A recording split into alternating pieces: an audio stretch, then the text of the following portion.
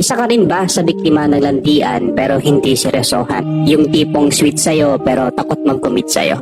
Yung tipong tatanungin ka kung kumain ka na ba pero wala naman siyang planong ligawan ka? Sila yung mga play safe sa relationship. Yung magaling mag-approach pero pag nahulog na yung loob mo sa kanila, bigla ka na lang nilang iwan. Bawal kang magselos kasi wala namang kayo.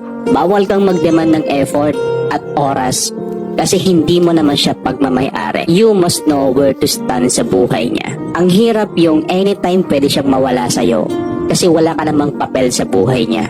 Walang assurance na magtatagal siya kasi wala ka namang pinanghahawakang titulo. Habang siya, pa-chill-chill lang, parang wala lang sa kanya kasi pastime ka lang naman. Huwag mong sayangin ang sarili mo sa taong wala namang kasiguraduhan.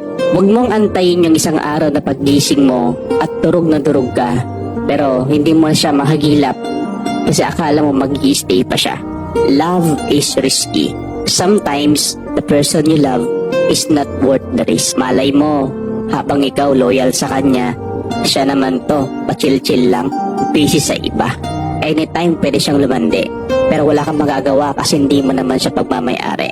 Hindi porket nagbigay siya ng motibo, gusto ka na niyang jowain. Hindi sapat yung bigay ka ng bigay ng pagmamahal, tapos wala kang natanggap.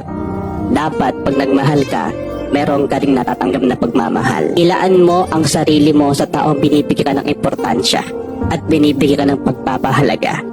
Huwag mong tignan ang isang tao based lang sa sinabi niya. Tignan mo siya based sa ginagawa niya. Masarap pagmahal pero mas masarap kapag mas mahal ka ng tao. Yung tipong hindi makapaghintay na makita ka, yung tipo na kahit walang kayo, pinagmamalaki ka niya. Yung tipo ng kahit walang kayo, willing siyang maging kayo. Yung tipong handa niyang gawin lahat para ma-appreciate mo yung effort niya at para mapasayo na siya.